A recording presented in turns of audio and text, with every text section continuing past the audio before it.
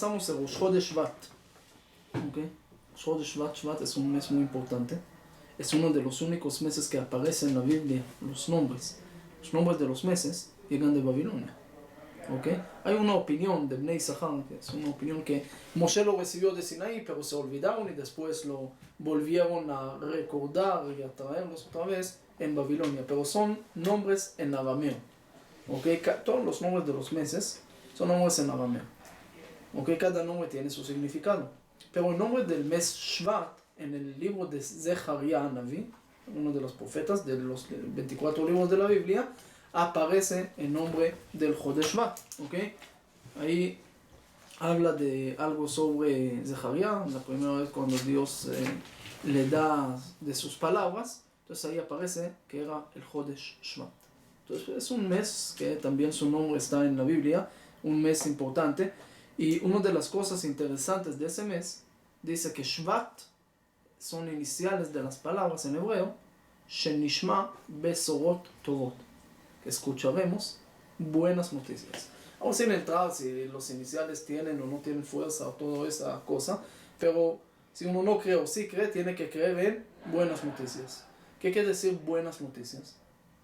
Que escucharemos buenas noticias. Estamos deseando que sea un mes de cosas buenas y queremos escuchar cosas buenas. Ahora, el mundo tiene, como hablamos, tiene cosas malas y cosas buenas. Tú puedes escoger hoy en día qué quieres escuchar. Hay gente que entran a ver noticias y buscan todo lo negativo de este político, del otro político. Siempre le gusta, hay un gusto de escuchar cosas negativas, que agarraron y capturaron a esto. Yo a veces veo gente que hablan, mira, capturaron a ese ayer y a eso, con sonrisa, con alegría. Entonces, tienen un gusto de escuchar cosas malas a veces. Pero aquí viene el mes de Shvat, por lo menos, tenemos que aprender a escuchar cosas buenas y empezar siempre con cosas buenas, seguir con cosas buenas y terminar con cosas buenas. Entonces, hoy vamos a empezar la clase con cosas buenas. ¿Cuál es la cosa buena que vamos a empezar hoy? La clase. La clase es algo bueno. Está bien. No hay que buscar tanto. También en la clase se puede ver cosas buenas. No hay que ir tan lejos. ¿Ok?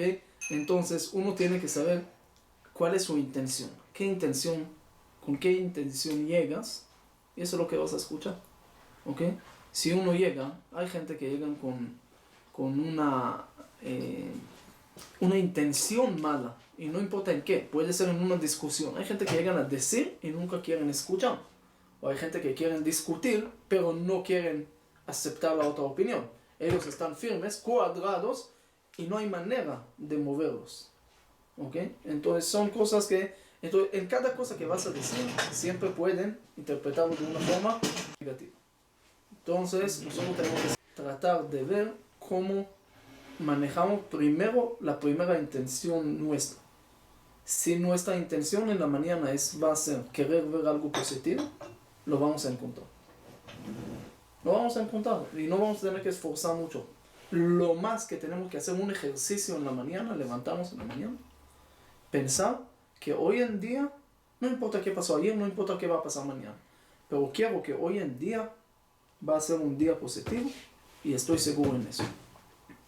Cuando voy a pensar eso, le prometo que el día va a ser diferente, que de repente van a ver cosas que no vieron antes, que le parecen mucho mejor. Pero entonces yo estoy levantándome mal todos los días. ¿Por qué? Yo me levanto y Modeani. Eso, Modeani, es exactamente la frase que yo estoy hablando. ¿Por qué? Porque es exactamente este Modeani, eso es lo que hablo. Nada más lo dije en otras palabras, pero es Modeani. ¿Por qué? ¿Qué dices en Modeani?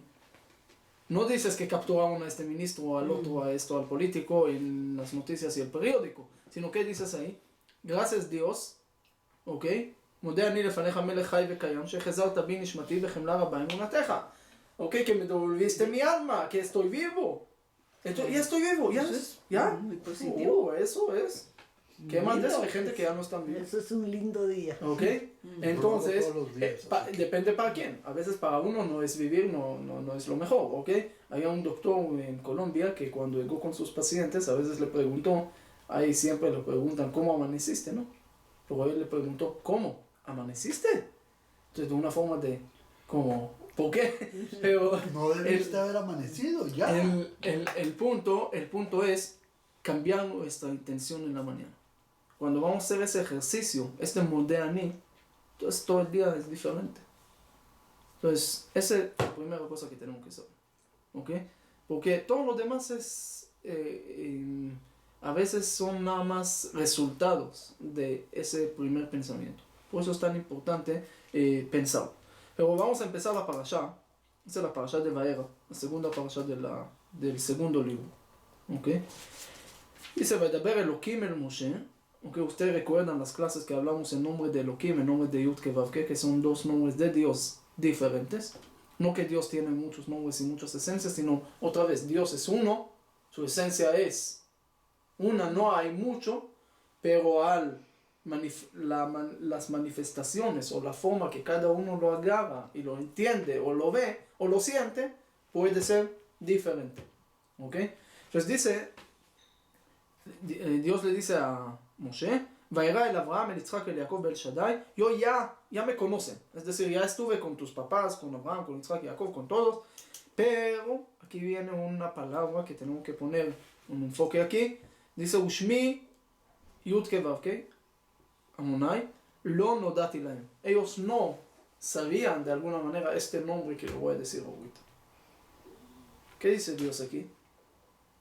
Que hay Elohim le dice, mira, yo siempre cuando hablé con Abraham, Yitzhak y Jacob, era con el nombre Elohim y no con el nombre Yud Kevavke. ¿Qué quiere decir eso? Entonces la explicación sencilla es que Elohim es la manifestación natural, es Elohim dentro de la naturaleza. Y Yud Kevavke es como sobrenatural. Abraham, Yitzhak y Jacob, y los pasados, dice Dios, no era necesario usar el nombre Yud Kevavke, no era necesario usar la manifestación sobrenatural porque dentro de la naturaleza ya era suficiente. Por eso ustedes pueden encontrar que Jacob vino cuando reza, Jacob vino dice, Vaya Hashem li Elohim, que ojalá que Dios, que Yud Kevavke, el nombre de Havaya, lo que se llama, sea para mí Elohim. Yo no quiero usar el nombre de misericordia, yo no quiero misericordia. En otras palabras, yo quiero justicia, dice Jacob. Y es muy sencillo de entenderlo. Hay una persona que puede decirle a su jefe, mira, misericordia, por favor, dame $100 hoy, necesito. Y hay uno que llega y dice, yo no quiero misericordia, yo no quiero tzedakah. Yo trabajé, yo quiero esos $100. ¿Por qué? Porque trabajé. Entonces, me llega esto y es justo. No es porque me estás haciendo un favor. Entonces, Abraham, Yitzhak y Jacob, y eso es lo que está hablando aquí, recibieron todo de una forma justa, de una forma natural, no como de alguna manera un favor. Pero aquí está hablando el pueblo de Israel, están en Egipto, ¿qué están haciendo? Dice que eran idólatras, que eran mezclados, entonces aquí se necesita usar algo más fuerte para poder sacar al pueblo de Israel de Egipto. Porque suficientes méritos todavía no tienen. Entonces hay que usar algo más todavía. Entonces está usando una manifestación de Dios más fuerte que es el Yud Kevavke. Y ustedes pueden ver, cuando habla antes de cosas buenas que pasaron, por ejemplo, que Dios recordó a Noé, dice, Vayizkor Elohim et Noach. O cuando recordó a Raquel que no podía embarazarse, que dijo, Vayizkor Elohim et Rachel. ¿Ok? Siempre hablaba con el término de Elohim. ¿Ok? Entonces, ese es el primer versículo que podemos aprender de eso. Okay. Después ya vimos que Moshe llega con el pueblo de Israel, pero el pueblo de Israel no le hace caso, no lo escucha. Entonces Moshe llega con Dios y le dice, mira, el pueblo no me escuchó, no me hizo caso. De Kotze Ruach ve Avodah Kasha. ¿Qué es Kotze Ruach? Podemos traducirlo rápido, estrés. No respiran bien, no están cómodos, trabajo duro, no me hicieron caso, no me escucharon. Entonces primero podemos aprender una cosa de eso. Cuando una persona está en estrés, cuando una persona no es tranquila, ¿qué pierde? Pierde la solución. ¿Por qué pierde la solución? Porque no ve la solución. No ve, a veces le pueden decir aquí está la solución, pero no lo ve porque anda como de una forma. Hay una historia, creo verídica, que dijeron que una persona perdió dinero y estaba junto con otra persona, y la otra persona le dijo, ¿por qué estás tan triste y tan enojado y tan gritando? Yo ya encontré tu dinero, aquí está tu dinero. Y le entregó. El señor se tranquilizó. Un minuto después encontró su dinero. Y le dijo al otro, pero ¿por qué me mentiste? Me dijiste que encontraste mi dinero y aquí está mi dinero. Dijo, mira, yo sabía que no vas a encontrar tu dinero jamás en esa situación que estuviste tan estresado. Pero te di el dinero para que tranquilizarte. Y ahora ya puedes encontrarlo y ya lo encontraste. Es decir, hay que tener un poco de tranquilidad, porque cuando uno no tiene tranquilidad, a veces cada cosa le parece problema, cada cosa le parece peor de lo que es y nunca va a haber la solución.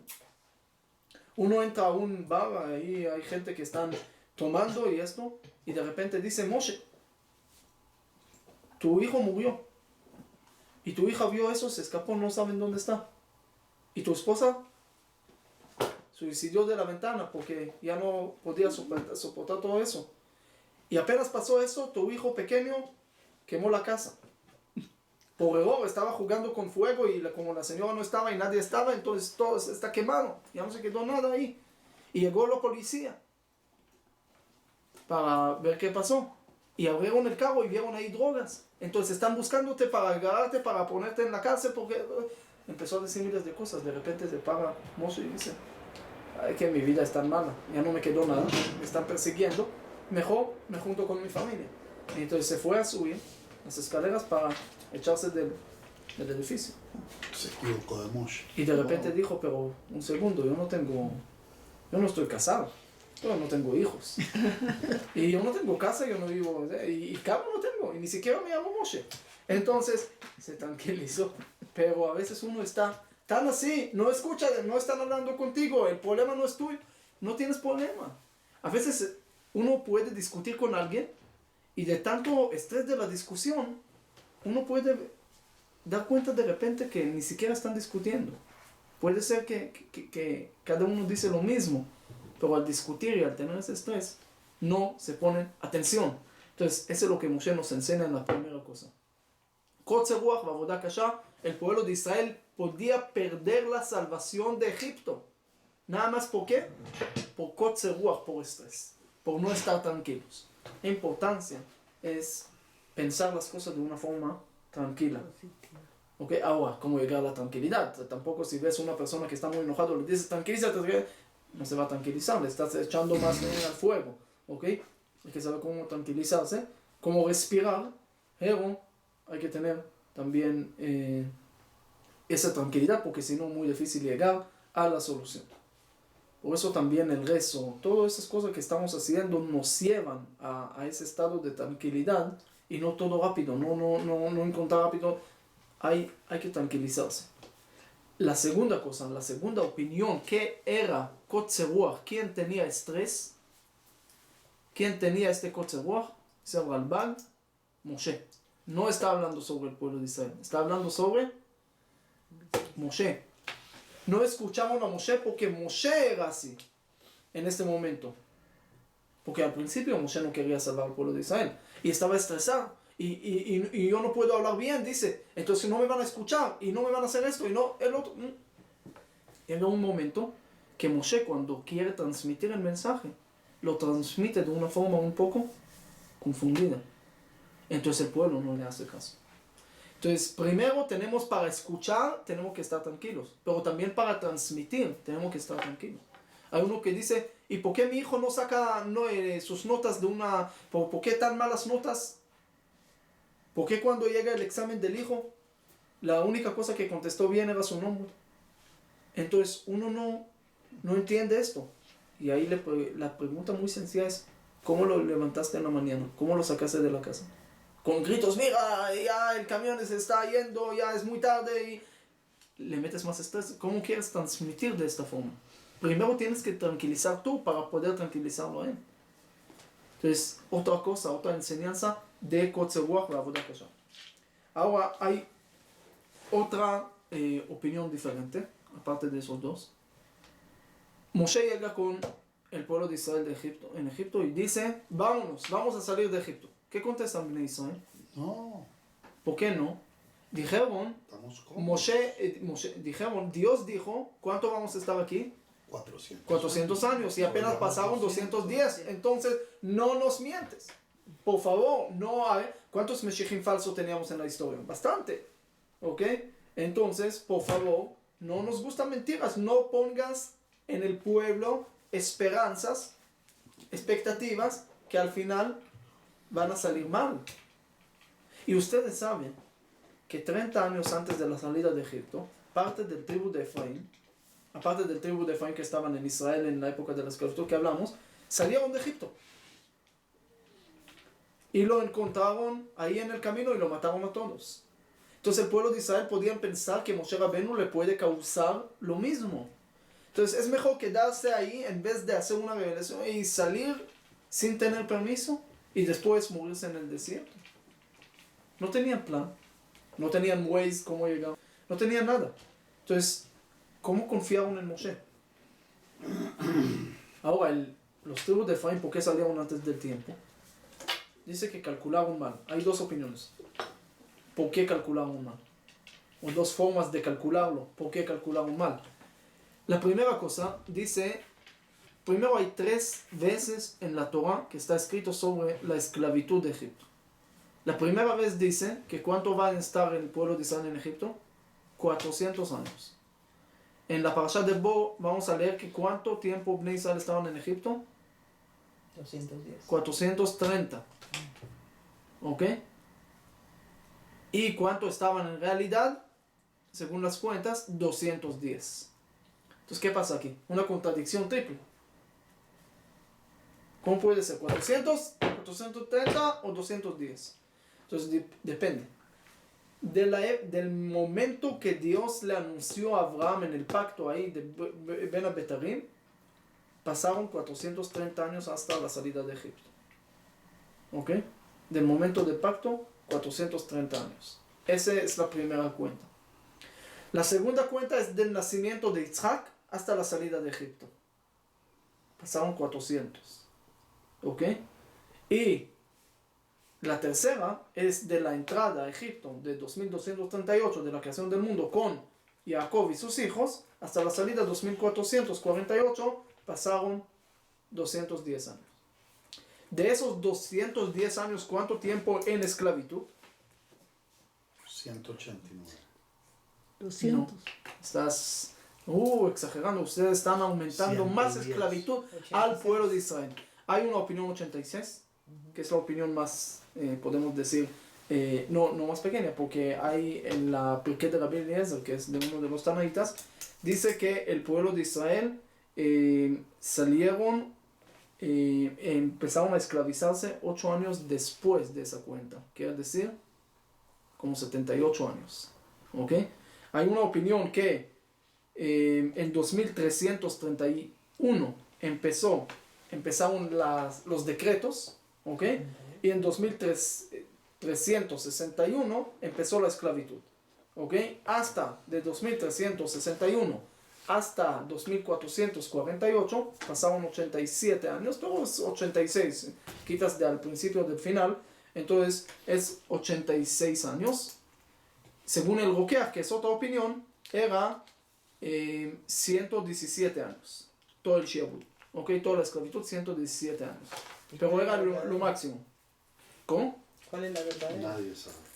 Mira, la verdadera no sé exacto, pero según las cuentas que más cuadran en mis listas, ¿ok? O en mi libro, 86 años es lo que más cuadra, pero se puede variar un poco, porque ¿cuántos salieron de Egipto? Entonces, si la opinión básica que conocemos, 2448, entonces todas las cuentas se cuadran, ¿ok?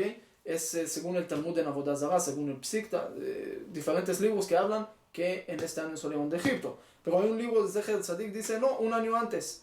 Y hay otro libro, el Pirkei de Rabbi Eliezer, dice no, 2453 salieron. ¿Ok?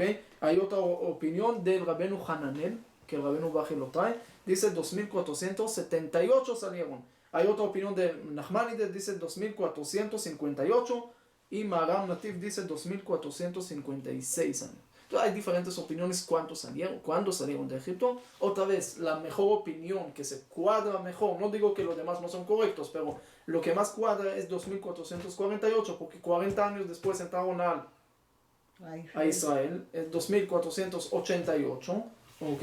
Y todo ahí cuadra, todo las cuentas después de la época de los Shoftim 2516, después el Bet HaMikdash Rishon, el primer templo 2828, ¿ok?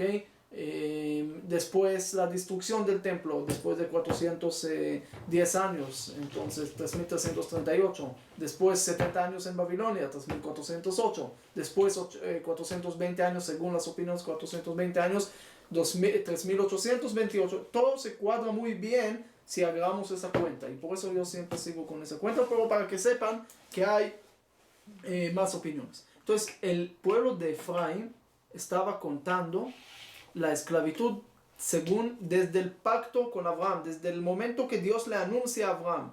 Y ellos dijeron, a ver, ¿cuánto tiempo Dios le anunció a Abraham? 400 años. Contaron 400, llegaron a este año, dijeron, ya tenemos que salir, todo va a estar bien. Salieron y... mal. Faltaron 30 años. Ahora, según la opinión que contaron 400 años, según el nacimiento de Yitzhak, entonces, ¿por qué tenían 30 años que salieron antes del tiempo? Porque ellos contaban también los Shabbatot como parte de la esclavitud. Ahora, si tú en 210 años, ¿cuántos Shabbatot hay? 210 años, ¿cuántos Shabbatot hay? En años. Dividido 7, ¿cuánto? 30. O 4. 30 años. Entonces, ellos salieron 30 años antes. ¿Ok? Entonces, pero hay diferentes opiniones ahí. Ahora, entonces, ¿cómo Moshe convence al pueblo de Israel que ya se acabó la cuenta, que ya pueden salir? Ellos dicen, todavía falta tiempo. Entonces Moshe le dice, no falta tiempo, ya se acabó. ¿Por qué? Porque ustedes trabajaron muy duro, entonces el tiempo se concentró en menos años. El decreto se concentró en menos años. Hay una opinión, no voy a entrar en eso porque es un poco más complicado, pero dice que hay cuando Dios tiene un decreto, nosotros no podemos cambiar, no lo podemos anular, pero sí lo podemos dar un sentido diferente. Un ejemplo, el decreto cuando el pueblo de Israel salió de Egipto era sangre. Paró ve sangre, le dice al pueblo de Israel, yo veo sangre, no salga. ¿Y cómo lo convirtieron en algo bueno? En el Brit Milá, que era sangre. Es decir, también era sangre, también tenía que ser sangre, no podía ser algo totalmente diferente, pero lo dirigieron a algo positivo.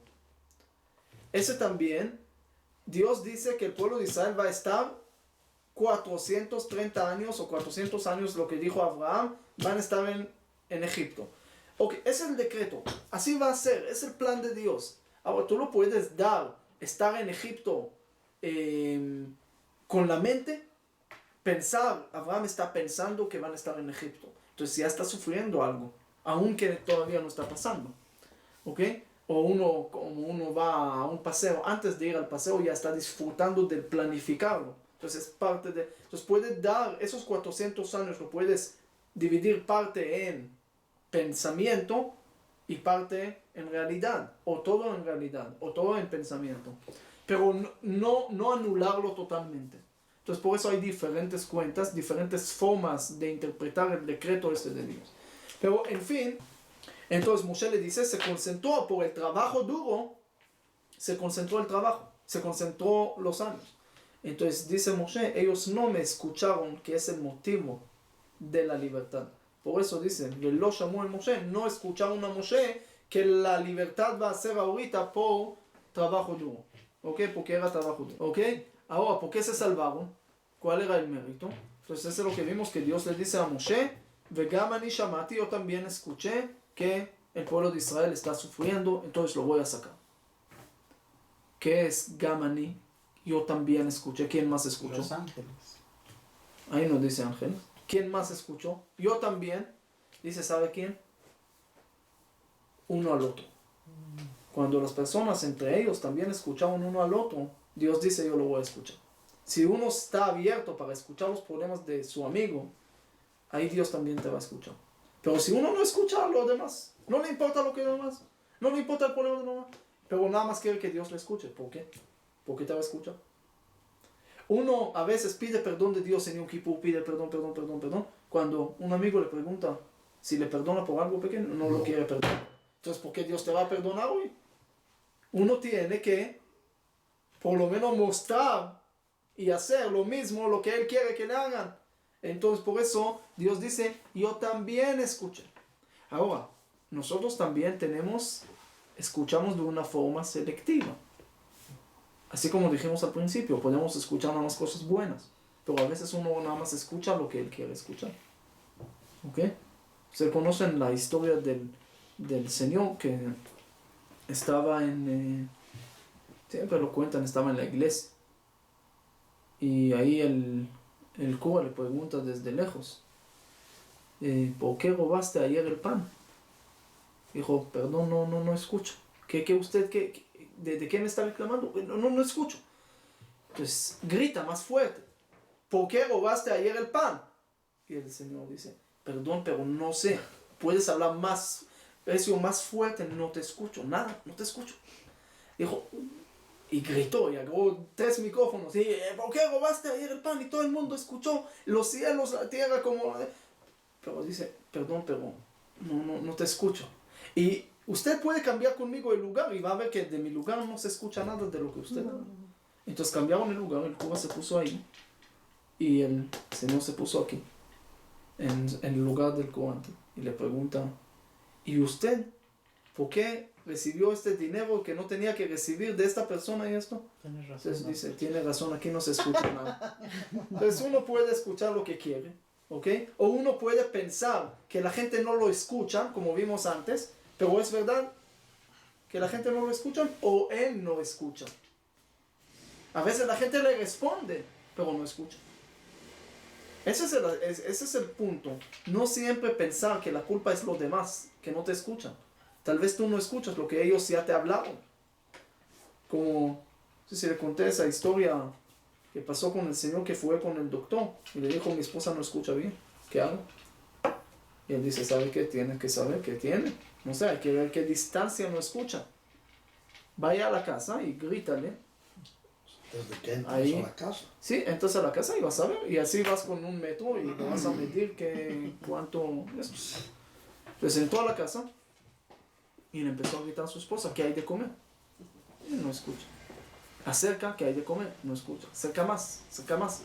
Llega casi con ella, pegado. Le grita en el oído, ¿qué hay que comer? Y ella le contesta, ya 4 veces te dije que hay que comer eso.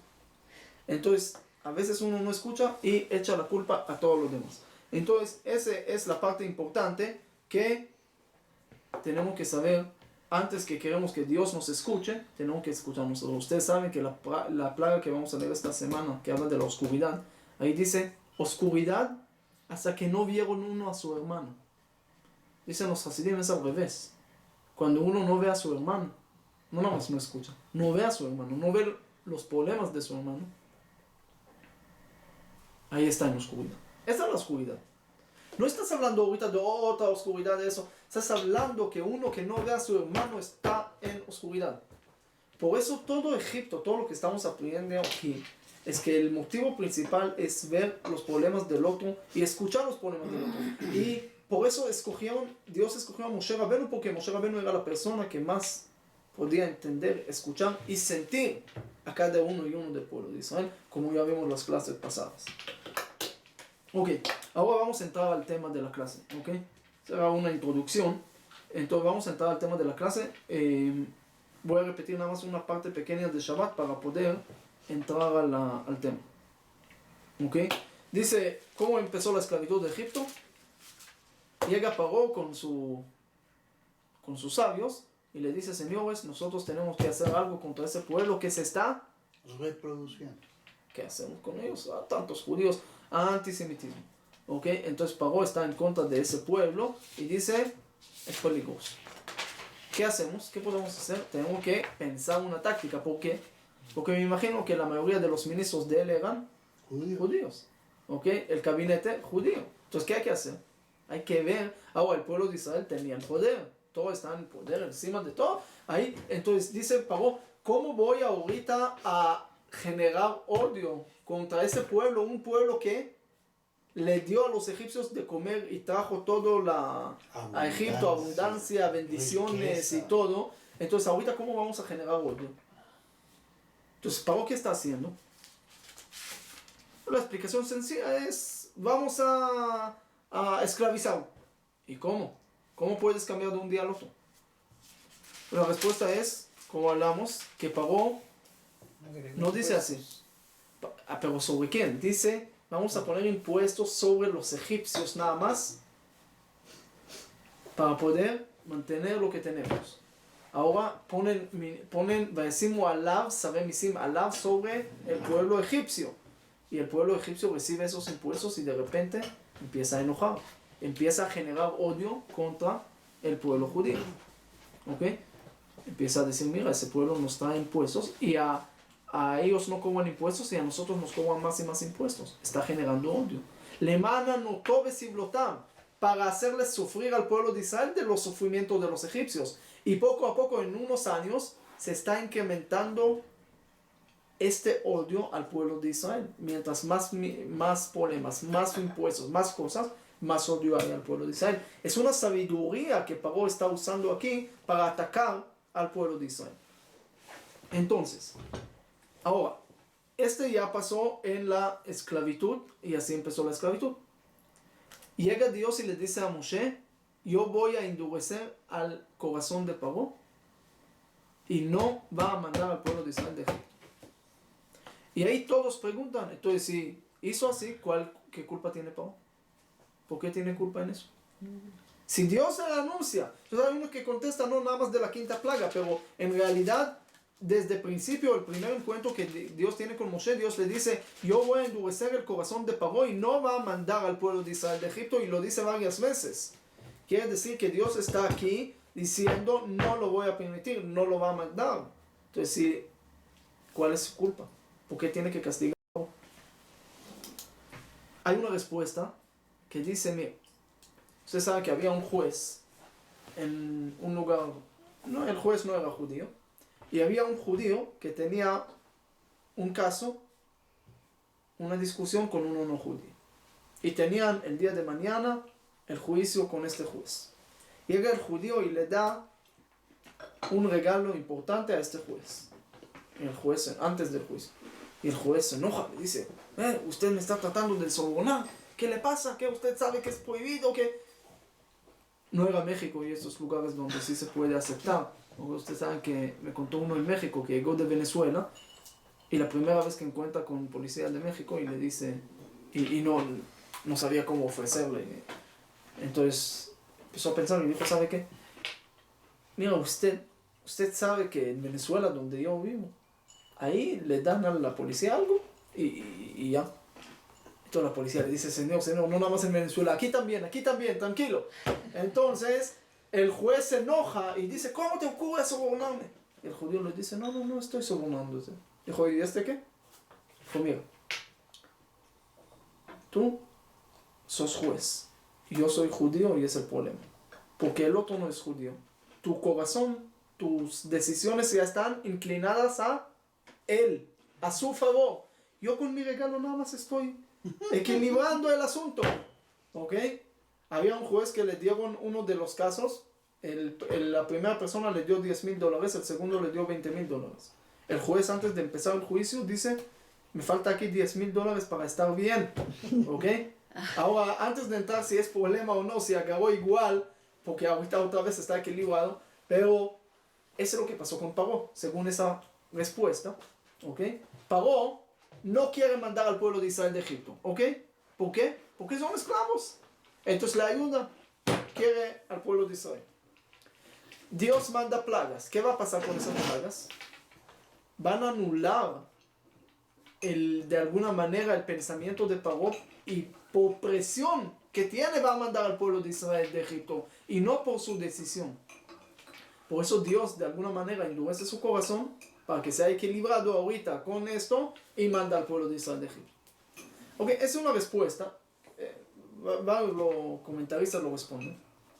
Pero o sea, para que no sea presionado para exactamente, entonces lo está equilibrando con esas plagas, lo endurece su corazón frente de las plagas. Ahora las plagas no es para él, es más para enseñar al pueblo de Israel, entonces está bien.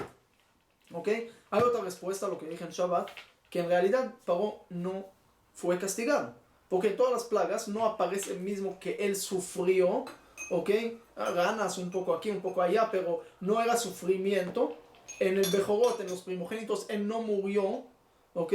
Sobre el hijo, yo encontré algo en Pirkei de Rabbi Eliezer, que la hija era primogénita, tenía que morir en esa plaga, y no murió tampoco la hija, ¿por qué? Por ser mujer. No, Porque no siempre ser mujer te salva. Porque salvó a Moshe. Tenía un mérito que salvó a Moshe. Ella era primogénita, salvó a Moshe y por eso no murió. Pero Paró no sufrió. Paró era primogénito, tenía que morir y no murió. ¿Por qué? Porque Dios lo endureció su corazón. Según esto, por eso Dios no lo castigó, porque no tenía culpa. Es más, yo después de pensarlo, ¿ok? Hay una opinión que Paró siguió vivo porque en la partida del mar, cuando todos murieron los egipcios, él no murió. Él salió ahí y dice que se fue a Ninvé, después hizo el rey de Ninvé, después se hizo judío.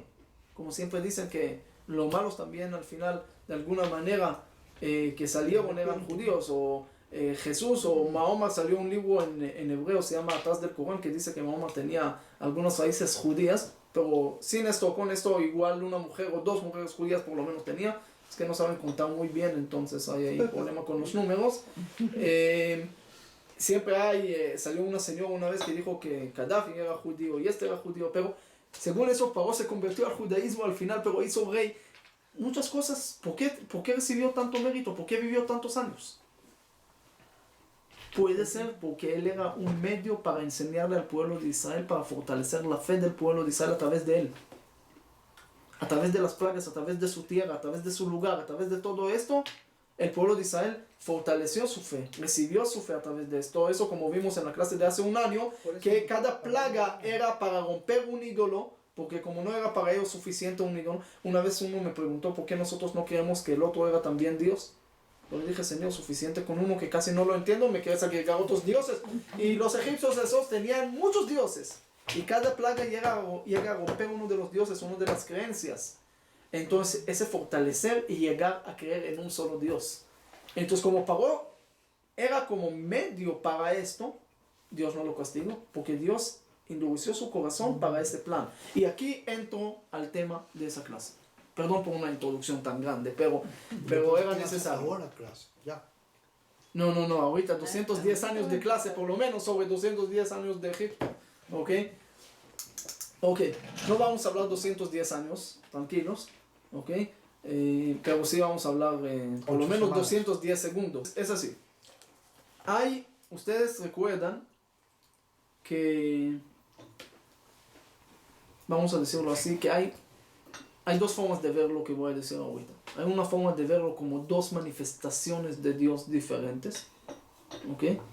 Y hay una forma de verlo, dos formas en la misma cosa, pero en la vida nuestra. ¿Qué quiero decir? No sé si recuerdan que hablamos que cada uno en este mundo tiene un propósito. Ese se llama su destino, a dónde llegar. Y el ejemplo sencillo para entender, por ejemplo, uno tiene que llegar a Francia, el otro tiene que llegar a Italia y el otro tiene que llegar nada más a Antigua. Cada uno tiene su destino. Y tiene que cumplir su destino, quiere o no quiere, ¿dónde va a llegar? A su destino. Ahora la pregunta de la vida es, ¿cómo va a llegar a este destino? ¿Usando avión? ¿Dentro del avión, primera clase? ¿Turista? ¿O como una zapata parado dando servicio a todo el mundo? O con un carro, también se puede. O usando un burro, o caminando, con sufrimientos sin sufrimientos, con comida sin comida, con iPad sin iPad, hay muchas cosas que pueden cambiar dentro del camino a tu destino. Pero tu destino siempre va a ser igual. Tu destino no se puede cambiar. ¿Por qué? Ya hay otra clase también de eso que hablamos que se llama la teoría de todo. ¿Ok? Ahí el destino es parte de lo que Dios tiene su plan de este mundo. ¿Y de dónde sabemos que Dios ya tiene su plan para este mundo? Eso lo podemos ver en diferentes lugares en la Biblia. Con Adam Arishon, desde el principio, que Dios ya creó todo. Después podemos verlo con Ismael. Dice, cuando Ismael era pequeño, los ángeles ya le dicen a Dios que los hijos de él, es decir, muchos años después, van a matar al pueblo de Israel cuando van a salir de Egipto. ¿Cómo? Todavía no pasó todo esto. No. Dice que Lot lo salvaron porque Ruth salió al final de él, que de Ruth salió David, que de David va a salir Mashiach. Quiere decir casi el final del mundo ya está al principio del mundo destinado, marcado. Y todo se está yendo a este destino. Jacob y Esaú, antes que nacieron, ya le dicen a su mamá, uno va a ser así, el otro va a ser así. Todo ya está, esos planes ya están destinados. Dios le dice a Abraham, tu pueblo va a estar esclavizado 400 años. Hay formas de cambiar el camino por aquí, por allá, pero el destino siempre tiene que ser igual para cuadrar con el plan de Dios. Por eso, no es una pregunta válida preguntar si Dios endureció el corazón de Faraón, ¿por qué lo castigó después? Primero, no lo vimos que castigó tanto, porque ya vimos que recibió bastante cosas buenas también. Pero más de esto, era parte del plan de Dios, parte del medio que Dios lo usa para esto. Entonces hay cosas que como Dios ya lo marcó en su camino, en el destino de uno, ya no se puede cambiar. Como vimos en la historia que trae el Talmud en Tanit, que el rabino Eliezer verdad pide dinero de Dios y Dios le dice no puedo darte el dinero. Tal vez si destruye el mundo, lo construye otra vez de nuevo, tal vez tampoco es seguro que vas a recibir dinero. ¿Y cómo? Dios no tiene para dar, Dios no puede, claro que puede, pero no, el plan tiene que cumplir. Y el plan es del principio del mundo. Dice, es más, el Arizal dice que en el momento que Dios le dijo a Adán que el día que tú vas a comer del árbol vas a morir, y ya tenía que comer del árbol. Ya no se podía cambiar.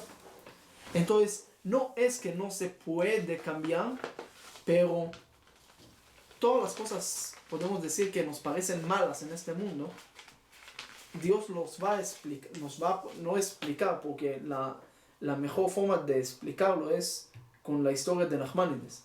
Así que había un alumno de Nachmanides que era, antes que falleció, Nachmanides le dice, mira, cuando vas a llegar arriba, revísame esas preguntas, yo necesito respuestas.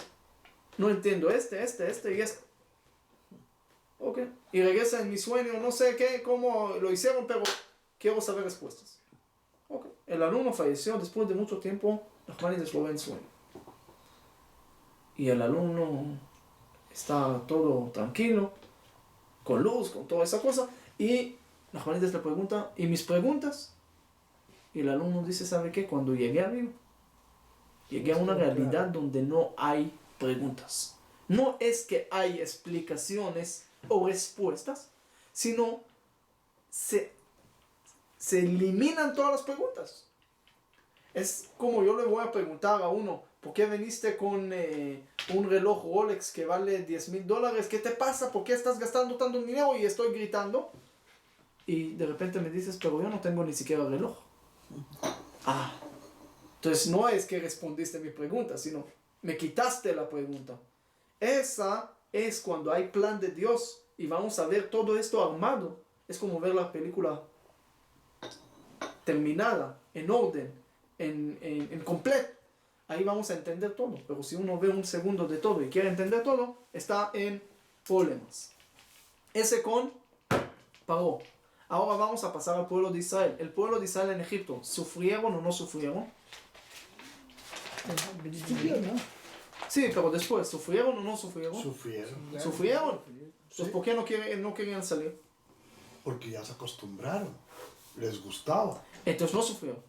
Sí, sufrieron. Tú pones una persona en esclavitud que todo el día trabaja duro, y le dices, mira, vas a salir, vaya a Miami, vaya en la playa. No, ya me acostumbré. Se conformaron. Ellos ya sabían que les tenía que venir esclavitud por tantos años y ya estaban predispuestos. Y le dicen, sálganse. No, mejor quedamos aquí. Es que no contaron bien. Estaban esperando. Sí, entonces dicen, mira, imagínate, cuando llega una salvación, la gente tratan de agarrarla por todos lados, no tratan de quitarla. Había un señor que se cayó en un pozo, en un lugar oscuro, y pasa ahí un señor y le dice, mira, ¿por qué estás gritando? Dijo, es que no tengo aquí luz, si me puedes traer una linterna, por favor. Y después le da una linterna, y después de un tiempo otra vez grita, dice, ¿qué gritas ahorita? Si es que tengo sed, quiero tomar algo, dame un vaso de agua, le da vaso de agua. Después, ¿por qué estás gritando? Es que tengo hambre, dame algo de comer. Después, es que no está cómodo aquí, tráeme una almohada. Y después, no tengo wifi, ¿qué hago? No tengo celular, tráeme. En vez de pedir una vez, sálgame de aquí. Sácame de aquí. No dice. El pueblo de Israel igual. No quieren salir de este lugar oscuro, no quieren salir de esa esclavitud. Le ofrecen cualquier cosa que ofrecen de esa cosa, uno tiene que salir. Pero la respuesta es muy sencilla. Cuando un bebé nace, también llora. Y también sale de su Egipto, sale de un lugar tan pequeño y empieza a llorar. Oye, ¿por qué estás llorando? Estás saliendo a un mundo entero. ¿Qué está Tiene llorando? miedo de lo desconocido. La gente no les gusta cambiar. La gente no le gusta cambiar, hacer cambios. Aunque inventaron un dicho también. Es mejor mal conocido que bien por conocer. Entonces inventaron también, ya tiene un dicho y ya todo está arreglado. Entonces en Egipto también tenían dichos y ya no quieren cambios. Cuando uno no quiere cambiar, está en Egipto. Egipto era el símbolo de algo estático. El Nilo siempre tenía ahí, no necesitaban lluvia, siempre tenían agua. Incluso cuando los Paronim, los faraones, murieron, ¿qué hicieron con ellos? Lo embalsamaron, para que se queden para siempre. Ustedes saben que en Indonesia hay un pueblito, se llama Turjan. Ahí ellos no creen que la gente muere hasta que tienen que sacrificar un búfalo y esto, pero si no, no mueren y lo tratan como vivos. Egipto era un lugar estático, que no se mueve nada, todo es natural, todo es igual, todo tiene que quedar ahí. ¿Qué es la salida de Egipto? Salir de este estado estático, encontrar cambios en la vida, aprender a hacer cambios. El judaísmo nos enseña mucho eso. Siempre hay cambios, nunca un día es como la otra. Siempre hay fiesta, algo para llorar, algo para estar contento, algo para comer, algo para esto. Fiestas, Shabbat, cada vez se cambia la hora de Shabbat, todo se cambia, todo es cambio. Ahí siempre nos enseñan a cambiar y por eso podemos lograr mucho. Porque la historia judía está llena de gente y de problemas por no querer hacer cambios. No nada más en Egipto no querían salir. También el pueblo de Israel en Babilonia, después de 70 años de exilio, para construir el templo, ya hay permiso, ya hay todo, hay templo, ya construyeron, había mucha gente que no querían subir. Y no nada más en Babilonia, sino después también, en Europa también. En todo el siglo XVIII, XIX, problemas en Europa por todos lados. Y llega el sionismo y eso, y hay mucha gente que está en contra, no quieren subir. No quieren cambiar. Como vimos una vez que el lugar que están alrededor de Ecuador, Melesia, Filipinas y Ecuador, todos esos son países pobres porque el clima no cambia, la gente no cambia, no saben cambiar, no están acostumbrados a cambios, están en problemas.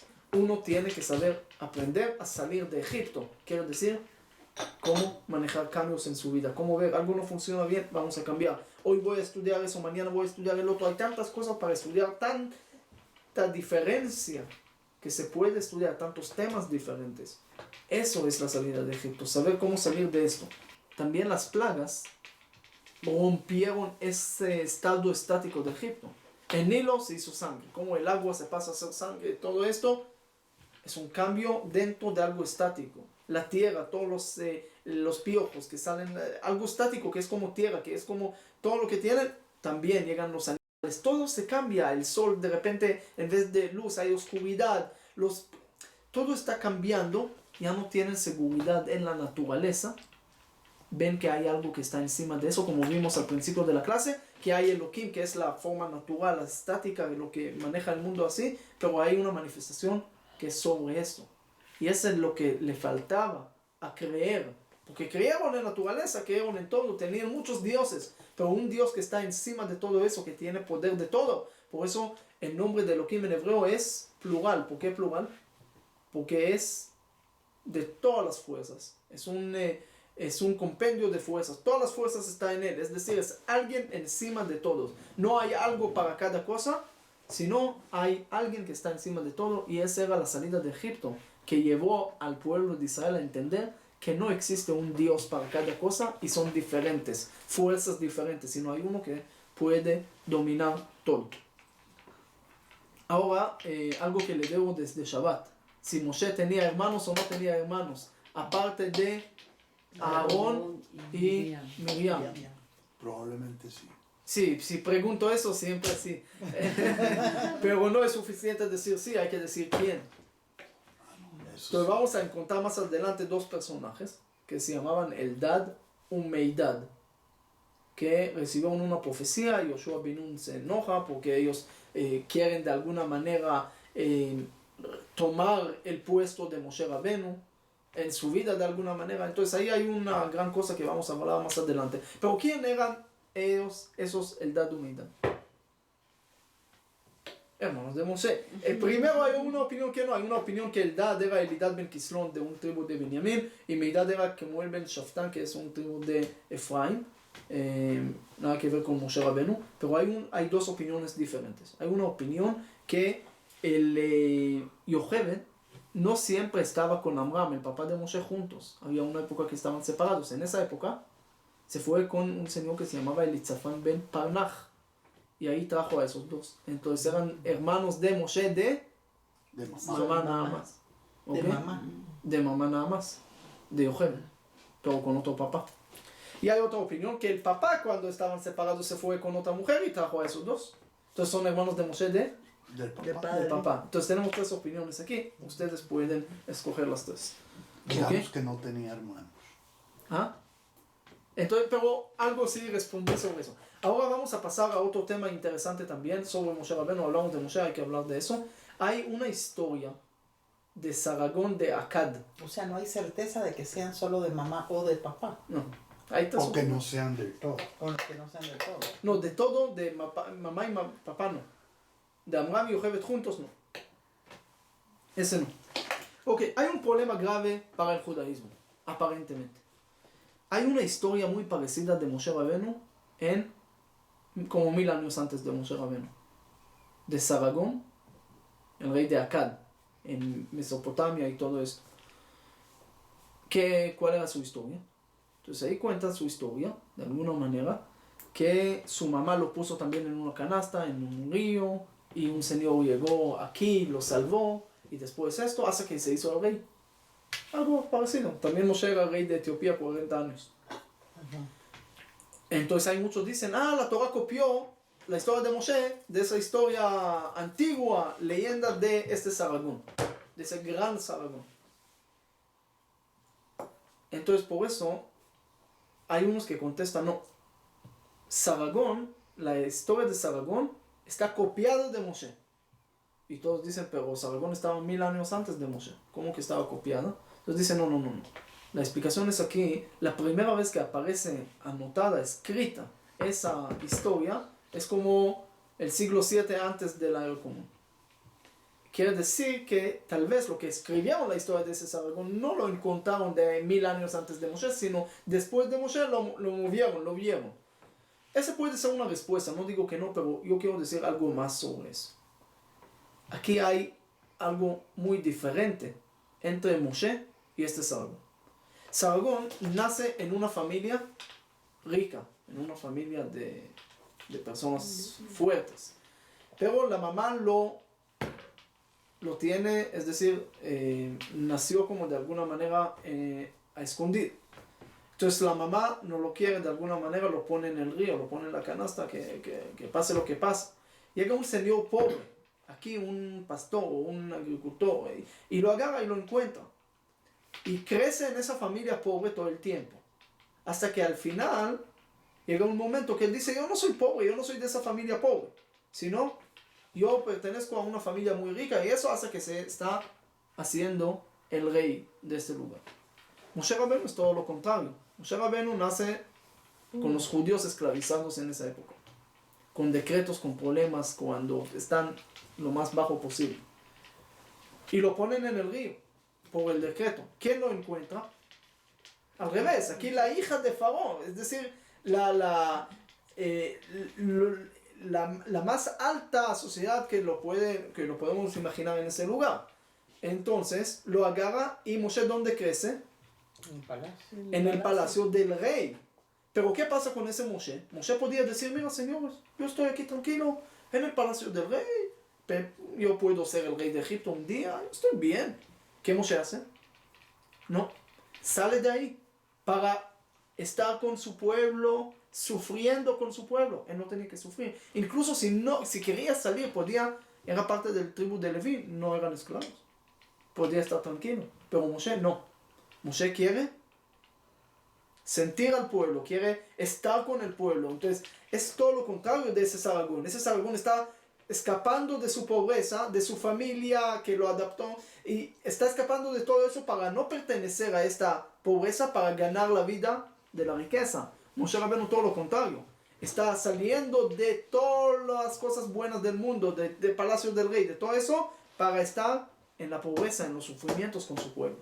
Esa es una persona que es un ejemplar para nosotros. Un líder que nos muestra cómo es sentir a los demás. No es nada más cómo escaparse de los pobres y cómo escaparse de la gente que están mal para estar bien con todos los demás. Entonces estamos todo al revés. Y ese tenemos que saber que no es problema para el judaísmo, sino todo lo contrario. Ese nos da una imagen todavía más positiva de quién era Moshe.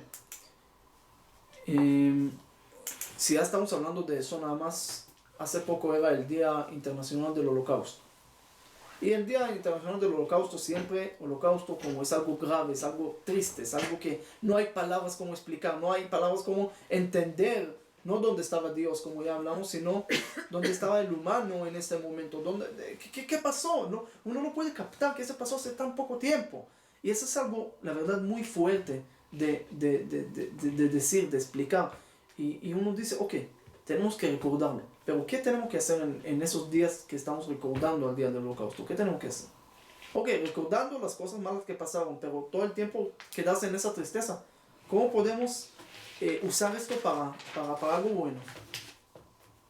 La respuesta es, en ese momento también, en Israel se llama Yom HaShoah ve'Hagvura, el día del holocausto, pero también de la fuerza. ¿Fuerza de quién? También la fuerza de la gente. Hay muchas historias de gente que estaban dentro del holocausto sufriendo, pero sabiendo cómo dar a los demás también, cómo compartir el pedacito del pan que tenía con el otro. Hay muchas historias, como gente que estaban escuchando uno al otro, estaban haciendo, no olvidaron de esa figura humana también dentro de esa cosa. Ese se llama gvura, ese se llama fuerza. Eso es lo que tenemos que recordar a esa gente. Pero tenemos que saber qué queremos recordar. Se sabe que había un señor que llegó en Israel y había en una sinagoga ahí, buscaban un décimo para Minyan. Entonces el rabino sale a buscar uno y encuentra uno sentado y le dice, mira señor, por favor, ayúdame para completar Minyan. Y él dice, no, déjame tranquilo, no me gustan esos rezos, no me gusta esta cosa. No entró a la sinagoga. Dijo, por favor, entra, yo te pago, nada más ayúdame unos minutos. Dijo, ok, ya, entró, el rabino le llevó un sidú y el señor empezó a gritar, de ninguna manera voy a tocar este sidú. Dijo, ¿qué te pasa? Que es gratis, toma. Y el señor le cuenta, mira, bien, yo estuve en el holocausto, soy sobreviviente del holocausto, y ahí había un judío que tenía un sidú y todos no tenían, y para que usen el sidú él pidió comida de la gente para poder usar el sidú. De esa cosa, de esa religión, de esa cosa no quiero pertenecer, no quiero escuchar nada de eso. Usando el sidú para agarrar pan y comida de la gente que no tenía nada, no me gusta, no quiero escuchar. Y el rabino le dice, ok, te entiendo, pero ¿por qué no piensas sobre todos los judíos que estaban dispuestos a dar la última cosa que tenían por poder rezar un poco? También hay algo positivo en eso. No nada más hay tristeza, sino hay cosas de fuerza también. Eso tenemos que recordar. Y quiero rescatar hoy, ustedes reconocen, por ejemplo, los justos entre las naciones, hay muchos, hasta hoy dieron como a 25,000, 26,000 personas este honor tan grande. El más conocido, ¿cuál es? Schindler. ¿Cuántos salvó Schindler? 1,200 personas. Hay uno que salvó 62,000 personas. Un diplomático suizo. No, el salvadoreño salvó menos. Lo que su hija estaba aquí arriba en el día del holocausto pasado. Él salvó menos. Pero este salvó 62,000 húngaros. Era Karl Lutz. A él no lo reconocen, no lo saben su nombre. Pero es bueno recordar también su nombre. Es bueno recordar que había gente, no eran judía. Pero con todo eso que entendieron que hay que salvar. Que es momento de salvar. Arriesgaron su vida para salvar vida de otro. Es algo que tenemos que recordar también en este día. No, hoy en día no tenemos que arriesgar el vida para salvar el otro. A veces es suficiente con una palabra buena podemos salvar el otro. Suficiente con una ayuda, suficiente con un consejo podemos salvar el otro. No tenemos que ser justo entre las naciones salvando ahorita gente del holocausto, gracias a Dios, sino tenemos que ver cómo podemos ayudar hoy en día. Tenemos también que recordar a esa gente incluso que no era judía y también estaban ahí para salvar judíos. Ese es también un punto positivo que tenemos que recordar. Y eso es lo que le dije a la gente que hicieron en el Museo del Holocausto ahorita en Shelam, de Yahad Dinun. Era un cura francés que el padre de Bois, ¿qué tienes que ver con el judaísmo? Pone tanto dinero, ustedes no saben, pero qué cantidad de dinero ellos invirtieron, no nada más de donaciones de afuera, del dinero de ellos. Me contó. También Marco, el director, que es el director que está abajo de él, y es un museo que pusieron aquí en Guatemala, pusieron en Shela, donde por cierto le dije que ahí inició la comunidad judía en 1868, se emocionó mucho. En Los Ángeles y en muchos lugares, llevan 15 años investigando en Europa del Este, agarrando testimonios de gente sin cobrar nada, y no nada más no cobrar, sino perder tiempo, perder dinero, para hacer tantas investigaciones, para encontrar que murieron aparte de 6 millones, otro casi 1 millón de judíos que no están en la cuenta de los 6 millones que murieron por balas en Europa del Este en esos años, de 42 a 45, en 3 años. Pero está haciendo tanto, y le pregunto, ¿por qué? ¿Por qué estás haciendo tanto? ¿Qué pasó? Y él explicó, y dijo que cuando él empezó a escuchar todo esto, lo que pasó, y empezó a ver testimonios y eso, y él estaba leyendo justamente en Bereshit, que Dios le pregunta acá, ¿en dónde está tu hermano? Y dijo, yo hasta hoy escucho esta pregunta presente. ¿Dónde está mi hermano? ¿Dónde están los hermanos judíos? ¿Dónde está la hermandad, la amistad, el respeto que tenemos, la tolerancia que tenemos que tener? ¿Dónde está eso? ¿Dónde se fue? Y por eso me dijo, yo pongo toda mi vida, ¿no? Él también está ayudando a los Yazidim en Kurdistán y todo lo que están matando ISIS y todo. Está ayudando en todas esas cosas, está poniendo todo eso para tratar de poder poner un poco más tolerancia en este mundo y menos matanza. Y yo dije, cuando ellos me pidieron una bendición, le dije, ustedes son bendecidos porque están haciendo tanto, entendiendo este mensaje. Es el mensaje que tenemos que entender nosotros. Ahora, el peligro más grave es dejarlo arriba, este mensaje, dejarlo tan especial, tan elevado. Porque cuando es el concepto tan grande, a veces no aplicamos nada. Tenemos que agarrar todo ese concepto y concentrarlo en día a día, cómo podemos salvar gente y ayudar y respetar y dar palabras bonitas, no nada más a judíos, a todos. Todos son humanos. Al guardia que está ahí. A veces uno entra con el caos. Dile buenos días, dile gracias, dile eso. A veces todas esas cosas son bastante importantes. No nada más nosotros como personas y eso que tenemos que hacer eso, sino en verdad aumentar este amor y respeto de la gente. Ayer vi 2 fotos rabinos por Facebook, no sé si la vieron ustedes, que estaba el alcalde al sur con su esposa. Sí. Retratándose Sí.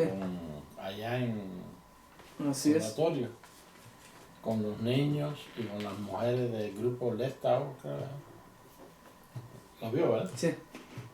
Entonces, como usted hablaba de la humildad y de la Sí, hermandad sí, y todo, sí, entonces yo estoy de es una acuerdo. muestra Yo estoy de acuerdo también. Yo estuve con el alcalde varias veces en varias reuniones y también personales con él, también sobre esos asuntos, cómo aumentar amistad, amor. Eso es también lo que estamos haciendo también aquí en Guatemala, aparte de un trabajo también para aumentar este respeto. No tienes nada más que amar a todos, pero respetar, tener esa tolerancia a cualquier persona y saber cómo conectar todo esto y cómo aplicarlo. No, a veces no hay que hacer tantas grandes cosas, a veces cosas pequeñas puedes aumentar muchas cosas. Hay justo entre las naciones también árabes, musulmanes también que se llamaron, ¿ok? Hay uno que se llamaba Rafik Basli, que se salvó también muchos judíos. Hay también, de todo, podemos también ver luz dentro de esa oscuridad. Como dicen en la plaga de la oscuridad, el pueblo de Israel tenía luz porque hay gente que puede ver luz dentro de la oscuridad y ver que hay esperanza, que se puede llegar.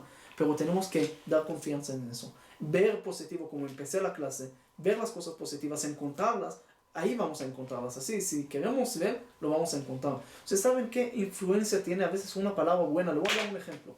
En las plagas, Paró siempre se dice, no quiero mandar, no lo voy a mandar al pueblo de Israel, usted quién es Dios y esto. Hay una plaga que Paró dice, Dios es justo y yo y mi pueblo somos malos. Voy a mandar al pueblo de Israel de Egipto. ¿En qué plaga lo dice? En la plaga del granizo. ¿Por qué? Porque ahí Paró de repente cambia todo y dice, Dios es justo, yo malo. ¿Por qué? ¿Qué pasó? Es la única plaga, escuchen bien, que Hola, Moshe, las ranas. el granizo, Granizo. es la única plaga que Moshe, aparte de anunciar que va a haber la plaga, anuncia algo bueno con eso. Y le dice, Paró, la gente que van a querer poner las cosas en las casas, no le va a pasar nada.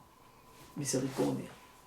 También bajo de un castigo, de algo malo, de algo negativo, Moshe mete algo positivo, que sea pequeño, pero ese da una influencia a Paró y actúa de una manera diferente. Esa es una diferencia que hace una palabra, una cosa, un concepto pequeño.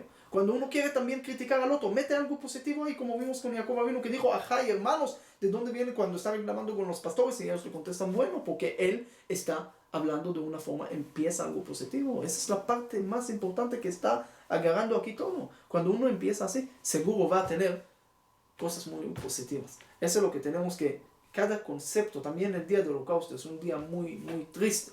No lo podemos sentir y entender tanto, pero si por lo menos vamos a tratar de encontrar también ahí cositas positivas. También ahí podemos encontrar. Porque no podemos vivir sobre cosas malas y construir nuestra vida. Es que nos hicieron, es que nos hicieron el Holocausto. Es verdad que era muy, muy, muy negativo, pero hoy en día para crecer tenemos que ver cómo agarramos eso para superar, para llevar más. Ok, termino nada más esta parasha que vamos a leer, la parasha de Bo. Okay, es una parasha muy interesante porque ahí empieza la primera mitzvah que recibimos como pueblo, que es Kiddush HaChodesh. Habla de Tfilin, habla de Pesach, habla de 20 mitzvot muy importantes de la base judía. Pero, ¿por qué lo traje? Porque en Kiddush HaChodesh también da la misma enseñanza. La luna a veces se ve pequeña, a veces se ve grande. El tamaño de la luna no se cambia. No es que alguien lo come, como algunas mitologías, y después a veces pequeña, a veces grande. Sino, es el punto de vista nuestro, lo que vemos en este momento. Hay parte oscuro, pero en realidad está ahí, pero está oscuro. Eso es lo que tenemos que saber. Que las cosas están, el tamaño siempre se queda igual, pero depende del punto de vista y el lugar donde estamos y qué vemos y qué podemos sacar de esto, cómo podemos ver más, cómo podemos hacer esto. Yo creo, tal vez, es una de las razones, por eso era la primera mitzvah. Incluso Rashi, el comentarista Rashi, dice que la Torah tenía que empezar de esta mitzvah, no en Bereshit, en esta mitzvah tenía que empezar, porque es una mitzvah que nos enseña que todo depende del punto de vista nuestro, donde estamos nosotros.